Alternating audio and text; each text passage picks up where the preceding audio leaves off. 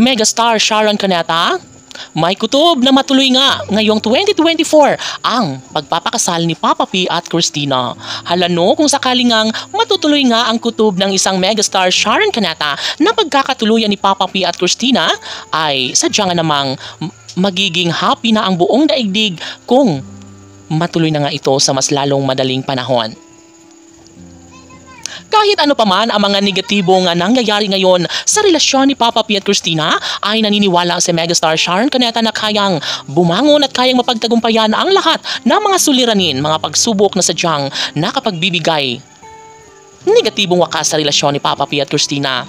Ngunit nananalig ang isang megastar Sharon Cuneta maging ang kanilang milyon-milyon na mga tagahanga na one day ay maisakatuparan din ang kanilang pagpapakasal, no? Kahit ngayon ay bigo man si Piolo at Casey na kahit hindi nila makuha-kuha ang kanilang pangarap na pagkakatuluyan sa isa't isa, ay nagsisikap at nangangarap pa rin ang dalawang magkarelasyon na mabuo muli at magkaroon ng kasaganahan at kaligayahan tungo sa kanilang relasyong nagbibigay kaligayahan sa taong bayan.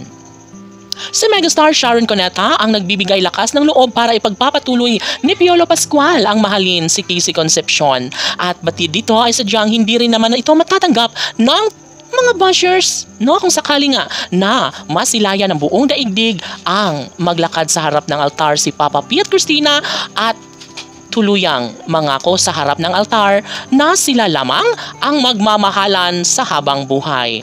Never na nawala ng pag-asa si megastar Sharon Cuneta dahil alam niya na sadyang tutuhanin lahat ang mga pangako ni Papa P para lamang sa tunay na kaligayahan sa puso ng dalawang magkarelasyon, sa puso ni megastar Sharon Cuneta at sa taong bayan.